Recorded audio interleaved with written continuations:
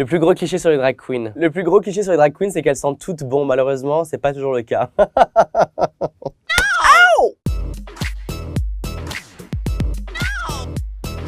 Si tu avais été une femme, qui aurais-tu aimé être? Quand j'ai commencé à me déguiser, mon but ultime c'était de ressembler à Megan Fox, mais quand je me suis rendu compte que je ressemblais plus à The Rock, j'ai changé un peu plus de direction. Qui est Carl Sanchez? Carl Sanchez, c'est le vaisseau qui permet à ce monstre de pouvoir vivre et de payer son loyer. Donc quand je ne suis pas drag queen, je suis maquilleur professionnel et Carl Sanchez, c'est mon nom. Entre nous, c'est plus facile de draguer en Nikki ou en Carl.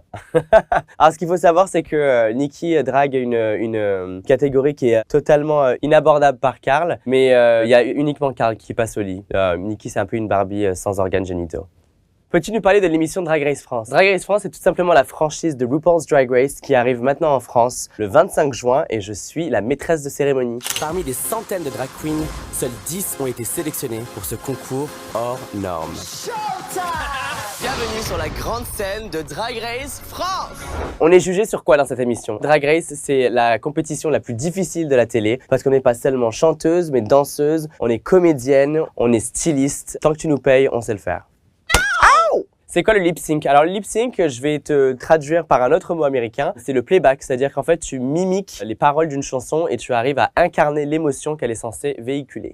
Bla bla bla bla Pookie, ferme la porte à la Pookie dans le sas. Pookie, Pookie, ferme la porte à la Pookie dans le sas.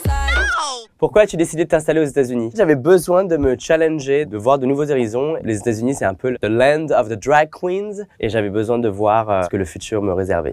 Les Français ont-ils plus d'a priori que les Américains sur les drag queens? Je pense que le Français est peut-être un peu moins éduqué sur la question, mais je pense que la France est prête pour la prise de la Bastille par une drag queen. Qu'est-ce que les Américains ont que les Français n'ont pas? Il y a une philosophie qui est quand même assez différente aux États-Unis. Aux États-Unis, on est très fake it till you make it. En France, on est quand même plus humble dans nos qualités. Aujourd'hui, tu es une des plus grandes icônes LGBT. Comment on milite au quotidien? Déjà, être habillé comme ça, c'est déjà un message politique. Si on a des mois de la fierté, des gay pride chaque année, c'est pas parce qu'on est imbu de nous-mêmes, mais c'est parce que le travail et le combat ne se terminent jamais. Il y a encore énormément de pays où c'est dangereux de juste être qui on est. Et donc, c'est important de passer ce message et d'être des porte-paroles. Selon toi, qui est la plus grande queen de tous les temps? David Bowie. C'est l'un des personnages qui m'a le plus inspiré à me créer une super-héroïne fictive.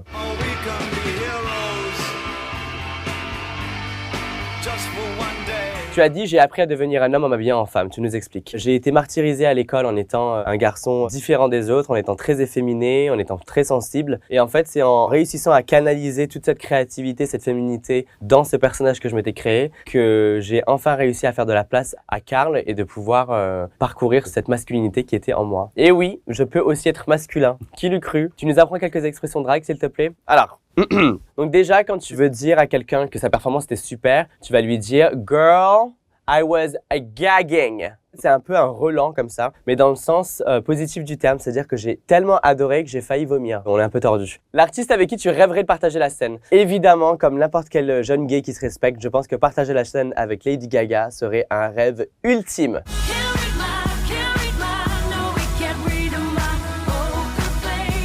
Complète cette phrase. Nikki Doll, elle a permis à Carl de moins dormir. Et il serait temps que j'aille me coucher.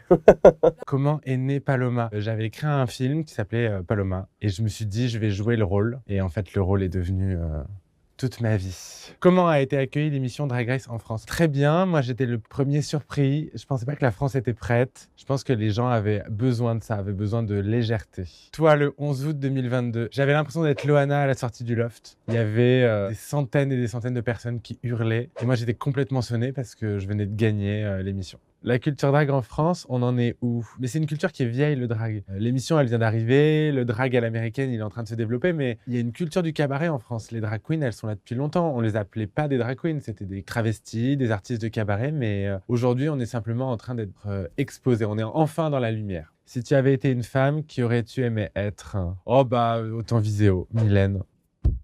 Nikki Doll a récemment fait une démo de lip sync dans la boîte à questions.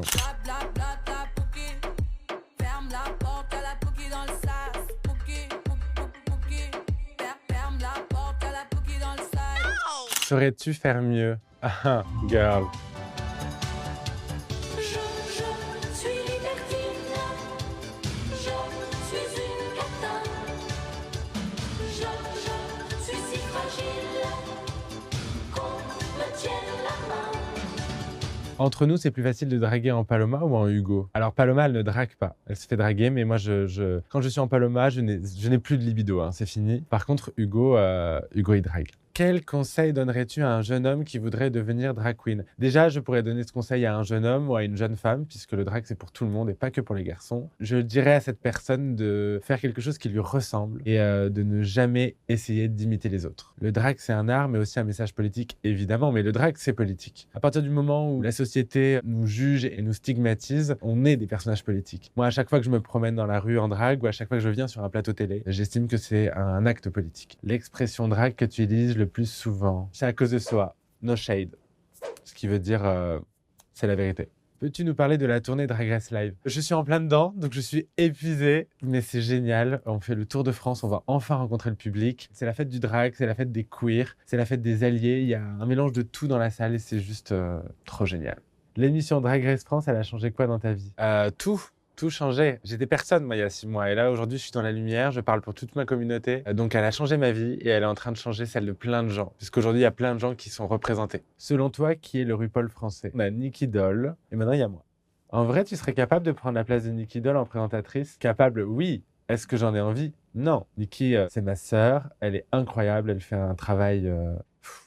rien que de parler de Nikki, ça m'émeut déjà. Donc, chérie, c'est ton royaume. Paloma a permis à Hugo de payer les factures et puis surtout d'être à ma juste place. Voilà. La première chose que tu t'es dite quand tu as remporté la saison 2 de Drag Race France. Je me suis dit, c'est un rêve. Est-ce que c'est moi? Est-ce que j'ai vraiment gagné? J'ai pas tout de suite réalisé. Et j'ai beaucoup pleuré. La gagnante de Drag Race France, saison 2 est...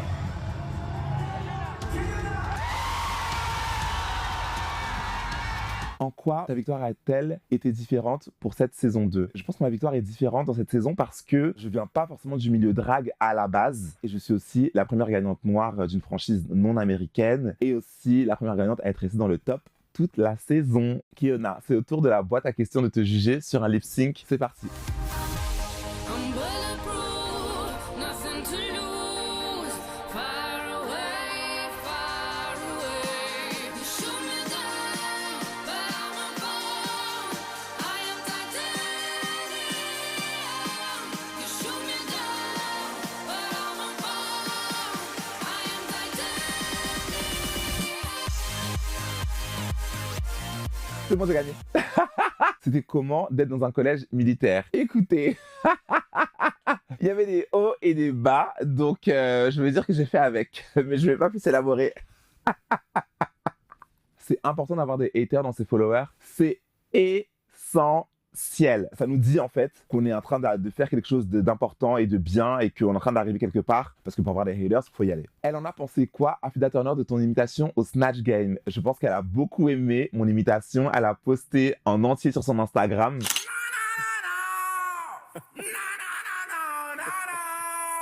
C'était mon but, qu'elle le voie et qu'elle puisse apprécier mon challenge, donc très contente. Cet été, un danseur de voguing a été tué dans une station d'essence aux États-Unis. Pourquoi l'homophobie tue encore en 2023? O'Shea Sibley est mort alors qu'il dansait dans une station d'essence et il a été agressé. C'est dommage parce qu'aujourd'hui, je pense qu'il y a l'espace et la place pour tous, mais que certaines personnes ne laissent pas les autres être qui ils sont. Donc le pourquoi sera la même réponse qu'on donne depuis des années. On continue la lutte, toujours. Tu nous chantes un extrait de ton titre, Déjà une star. Si tu as envie de danser, on va s'en aller là où c'est l'amour qui gagne. On se sent comment quand on va faire la couverture d'un grand magazine? On se sent comme une star de mon single Déjà une star. Stream Déjà une star. J'ai vraiment hâte que vous voyez les éditos parce que ça va être vraiment incroyable. On se sent vraiment comme une star du cinéma. Et je compte encore me starifier et me starlatiser et me starlalala encore plus. Complète cette phrase. Kiona, elle a permis à Kevin de s'assumer encore plus, de se libérer, de vivre une vie de star. Entre autres. Tes parents ont-ils fini par accepter Kiona? J'ai jamais attendu d'acceptation de qui que ce soit, encore moins de mes parents. Sinon accepter, tant mieux. Sinon pas accepter, ça change rien pour moi. Period.